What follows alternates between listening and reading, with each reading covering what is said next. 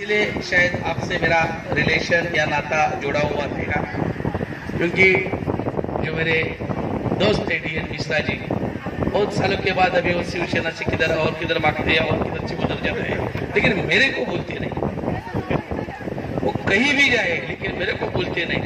तो मेरा अपना एक भाईचारा जो है, हम उसको दोस्ती कहते हैं। ये दोस्ती हम नहीं छोड़ेंगे।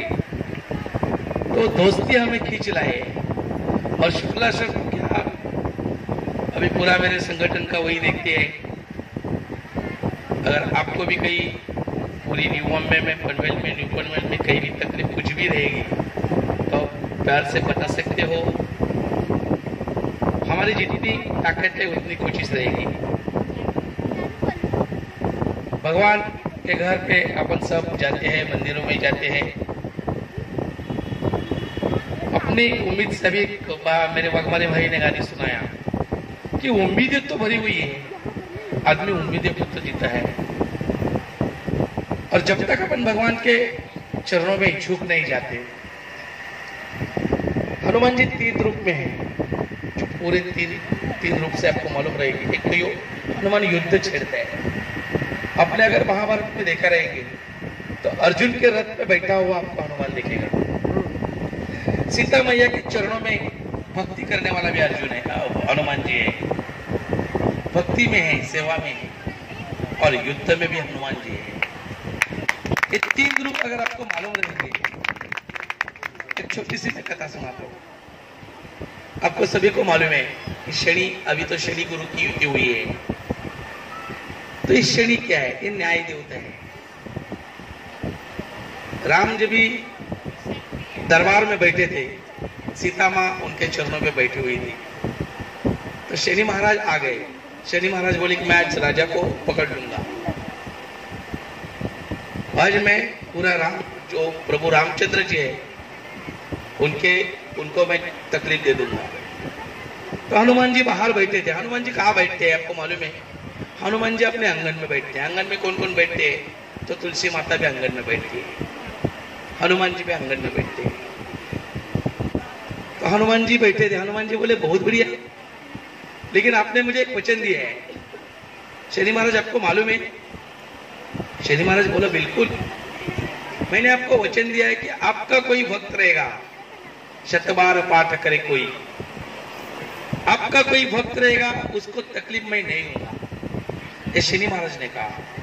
हनुमान जी बोले बस हो गई बात।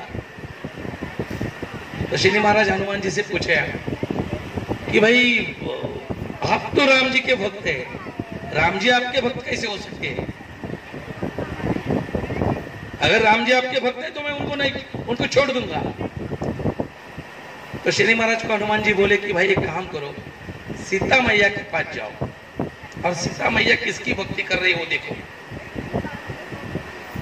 तो शनि महाराज हनुमान सीता मैया के पास जाते हैं। सीता मैया राम जी की प्रार्थना करते हैं। फिर वो आके बोलता है कि सीता मैया तो राम जी की प्रार्थना करते हैं। तो बोला बराबर है, वो सुप्रीमो है, अभी आप राम जी के पास जाओ। फिर वो गूंगा बन के राम जी के पास जाते हैं। तो राम जी प्रभु रामचंद्र जो है, कभी भी याद रखना कि अपन जैसे भक्ति करते भगवान देवती, कोई भी देवता रहेगा, चाहे कृष्ण बिहारी हो, चाहे राम हो, चाहे कृष्ण हो, चाहे साई हो, कोई भी, तो अपन जैसा उनका नाम लेते हैं, वैसा ही हर पल हर क्षण भगवान अपने देवता, अपने सच्चे भक्त का नाम लेते हैं।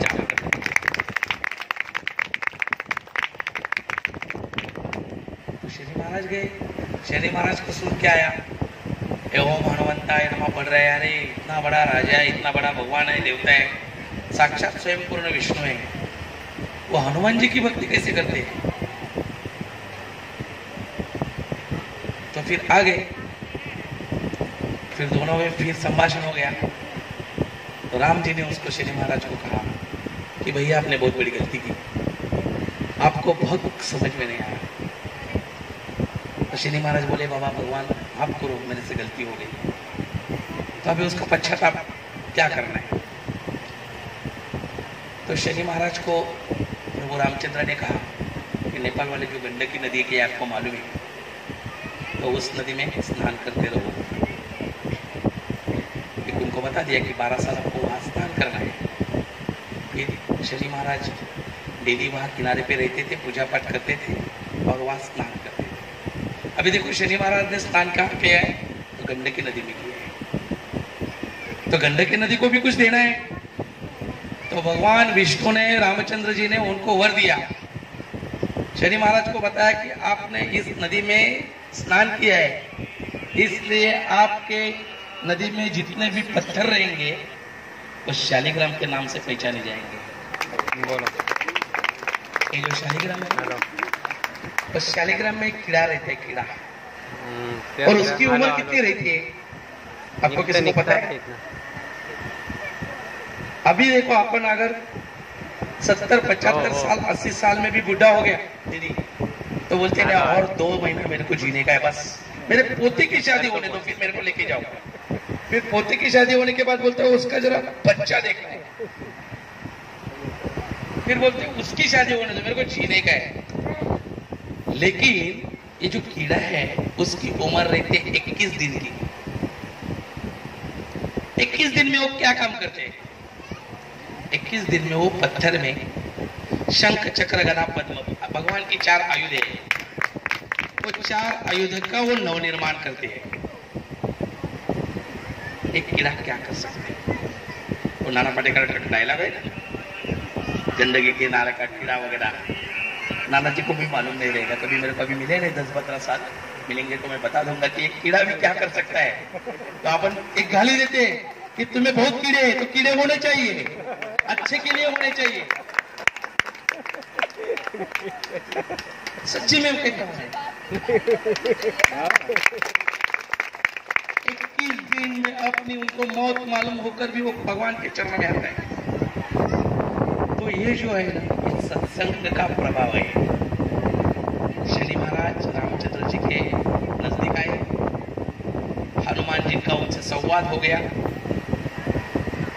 गंडकी नदी में जो शालिग्राम रहते हैं, हर एक, मतलब देखो आप नर्मदा में, नर्मदा का जो गोटा कहते हैं मराठी में, नर्मदा का कोई भी पत्थर सामान्य पत्थर नहीं होता। आपने कभी देखा है? जहां विष्णु पंचायतन, एक तो विष्णु पंचायतन चलती है जो आप राम पंचायतन कहते हैं, एक सूर्य पंचायतन की पूजा रहती है, एक विष्णु पंचायतन की पूजा रहती है, एक गणेश पंचायतन की पूजा रहती है, एक महालक्ष्मी की पूजा रहती है, और एक जो पूजा रहती है 5वीं, वो शिव भगवान की पूजा रहती है। आप देखेंगे भगवान के पीछे ब्रह्मा विष्णु, ब्रह्मा महाराज है, शिव महाराज है। इसमें बहुत सारे रिलेशन है, रिलेशनशिप तो इन्हीं के पास से अपने को सीखना है। तो ये पंचायतन की पूजा होनी चाहिए। अभी विष्णु पंचायतन में क्या किया जाता है? तो विष्णु भगवान का पहला जाप किया जाता है, जो भी कुछ रहेगा। उसके बाद तो वही महालक्ष्मी का पूजा करता है, या गायत्री। गायत्री माता तो सभी देवता की सवित्र देवता कहती है, उसकी सभी देवताओं की देवता गायत्री माता, उसकी पूजा करते हैं। उसके बाद भगवान सूर्य नारायण की पूजा करते हैं। जपा कुसुम शंकाशम काशप्रियम महाद्युतम तमोरी पापग्नि प्रणतोस्मि दिवाकरम, सूर्य महाराज का जाप है। उसके बाद अपना गणराज है, और फिर शिव है, ओम नमः शिवाय पंचाक्षरी मंत्र है, नवनाथ ने दिया हुआ, या त्र्यंबके में जामयम वगैरह जो है वो कुछ कर सकते हैं। यह पंचायतन की पूजा है। जिसके घर में माँ की पूजा होती है वो माँ का मंत्र आदि जपती है। तो ये सत्संग होना जरूरी है। मैं और आपका 2 मिनट लूंगा कि सत्संग की। मैंने तो एक आपको रामचरित्र का, मतलब प्रभु राम जी का एक उदाहरण दिया कि पूजा क्या होती है। अब इस सत्संग क्या महत्व है? अब जैसे चैनल देखते हैं, चैनल की टीवी के सामने लोग बैठते हैं, अंदर ले सब, तो उसका एक रिलेशन बनता है। उधर है, लेकिन सत्संग जिसके जीवन में सत्संग आता है, निकालो बाकी क्या मेरा वो आदमी अपने हाथ से बुराई काम कभी नहीं करता। कुछ नहीं। तो क्या हुआ, एक स्टोरी मैं बताता हूँ, आपके समझ में आएगा। भगवान नारद ऋषि की, महाराज की स्टोरी है। और इसका तो नारद मुनि जी डेयरी वाले से भगवान विष्णु के पास गए। डेयरी वाले से 200 ले, और जो आगे बोले भगवान जी समीक्षा मेरे को सत्संग का अर्थ सुनाओ। उसके पास से 250 लाख के ले। तो स्वयं विष्णु है, मैंने बोला है 250 देने। और विष्णु तो बहुत विनोदी शैली के है। बंद करके जाओ ना, आपको मालूम रहेगा। चाबी निकाल लेकिन 4 व्हीलर के बाद। और तो मैं क्या बोल रहा हूँ, हेलो, मुनि ने कहा कि मुझे सत्संग सुनना है, सत्संग का अर्थ बताना है। मैं सुनता है ना? हूँ कि सत्संग में जाना अच्छा है, सत्संग सुनना अच्छा है, जीवन में सत्संग की धारा बहनी चाहिए। वो थैले निकाल बाहर। तो भगवान विष्णु जी बोले, एक काम कर, पृथ्वी तल पे जाओ, एक गंदे नाले में एक कीड़ा अभी अभी जन्म लिया है, उसको जाके पूछो कि सत्संग का अर्थ क्या है। नारद मुनि जी बोले, भगवान की जय हो। तुरंत नारायण नारायण करके संचार करते हैं। उनका तो, उनके पास तो गूगल का लोकेशन पहले से ही था। गूगल का लोकेशन अभी अभी आपको मालूम पड़ा। नारद जी, नारद मुनि तो फाउंडर, उनके पास तो पहले से ही सैटेलाइट था। तो उन्होंने देखा भाई कहा है, चलो लेफ्ट राइट लेके स्पीड ब्रेकर वगैरह नीचे करके वो पृथ्वी तल पे आ गए। तो देखा तो अभी अभी कई सेकंड पहले एक कीड़ा ने जन्म लिया था। तो उनको पूछा कि भाई मुझे सत्संग का अर्थ सुनना है, आप मुझे बता सकते हैं सत्संग क्या है? तो वो बेचारा चांद से मर पड़ा कीड़ा। कीड़ा ने देखा, सुना और मर गया। तो नारद मुनि थे, बहुत बेचारे नाराज हो गए। वो बोले क्या करने का अभी? फिर वापस गए, भगवान जी बैठे थे। भगवान जी बोला, क्या किया आपने? साहब उनको सत्संग का अर्थ पूछा तो वो बेचारा मर गया। अभी यह हत्या मेरे नाम से होगी, मैं पापी हूं। तो भगवान जोर से हंसने लगे। अरे बोला, ऐसा है क्या? एक काम करो, अभी फिर वापिस जाओ पृथ्वी तल पे, अभी अभी गाय का एक बछड़ा जन्म लिया है, उसको मिलो। नारद मुनि बोला, अभी कीड़ा तो मर गया है, गाय का बछड़ा मरेगा तो फिर 100 साल ब्राह्मण लोगों का हत्या का पाप आ जाएगा। भगवान मुझे बचाना। अभी भगवान क्या है? भगवान क्या है? भक्ति में आज्ञा होनी चाहिए। भक्ति में शंका आएगा तो भक्ति फेल, कितना भी बड़ा तपस्या हो, शंका कुशंका नहीं चाहिए। भक्ति में बस प्रेम भगवान के ऊपर। जैसी राधा ने श्री कृष्ण के ऊपर जो प्रेम किया, प्रेम बोलते हैं, वो भक्ति थी। बस मेरा किसन करे या। तो फिर महाराज आ गए वापिस। तो देखे खेत वाले के पास गाय थी, उसने अभी अभी बछड़ा जन्म लिया था। नारद मुनि बोला, अरे क्या यार, बहुत बड़ा मनोहरी दृश्य है। तो बछड़े को पूछा कि भाई आपको प्रणाम करता हूं, मेरे को सत्संग का अर्थ बताओ। तो बछड़ा मर गया, सुनते ही मर गया। नारद जी बोले, ये हुई ना बात। भगवान कैसा रहता है देखो, सबको ऐसा खिलाते पिलाते मारता है। भगवान आपको कभी एक साथ देता नहीं, आपकी परीक्षा लेता है, आपकी उतनी भक्कमता निर्माण करते हैं, ताकत देते हैं, सामर्थ्य देते हैं, बाद में आपको खिला पिला के मारता है। नारद मुनि फिर बहुत नाराज हो गया। अभी भगवान को तो मुंह कैसा दिखाएंगे? एक गाय का बछड़ा बोलेगा तो 100 से ज्यादा हजारों सहस्त्र ब्राह्मणों का अपमान करना पाप, पाप करना पाप तक लग गया। गए बाबा, फिर लुटांगन हो गया सब। माँ भगवान विष्णु ने पूछा, क्या हो गया मुनि जी, इतने नाराज क्यों होते, रोने क्यों लगे? बोले, बाबा वो कीड़ा मारा तो अच्छा था, अभी तो गाय का बछड़ा मर गया। बोला, ऐसा कैसा हो गया? तुम एक काम करो, राज दरबार में जाओ, वहां चक्रवर्ती को एक पुत्र हुआ है अभी अभी, उसको पूछो कि सत्संग का अर्थ क्या है। नारद मुनि बोले, एक कीड़ा गया, एक गाय का बछड़ा गया। चक्रवर्ती, राजा चक्रवर्ती को 14 साल के बाद एक पुत्र हुआ था। अगर ये पुत्र मर जाएगा तो पृथ्वी तल से मैं वापस आने वाला ही नहीं, वही के वही मेरी गर्दन काट दी जाएगी। क्योंकि देखो, कोई भी माँ रहती है, औरत रहती है, पिताजी रहता है, उसको बेटा या बेटी होनी उनके एक जीवन की सफलता रहती है। माँ क्या होते है वो उनको मालूम पड़ता है। अभी आदमी है, नारद मुनि आए, दरबार सजा था, एक बाजू में हाथी झूल रहे थे, ब्राह्मण पूजा कर रहे थे, राजा अपने बैठा था, बच्चा अपना जो झूला रहता है झूले में बच्चा को झुला रहे थे। नारद मुनि वहां प्रकट हो गए। थोड़े डरते डरते उधर आगे गए और पूछा कि बेटा ये सत्संग क्या है? तो बेटा बोलने लगा कि महाराज पूर्व कर्म धर्म के अनुसार मैं कीड़ा जन्म लिया, कीड़े के पोत में जन्म लिया। आपकी दृष्टि पड़ी, आपकी आवाज सुने, मेरा उद्धार हो गया। मैं गाय का बछड़ा बन के आ गया।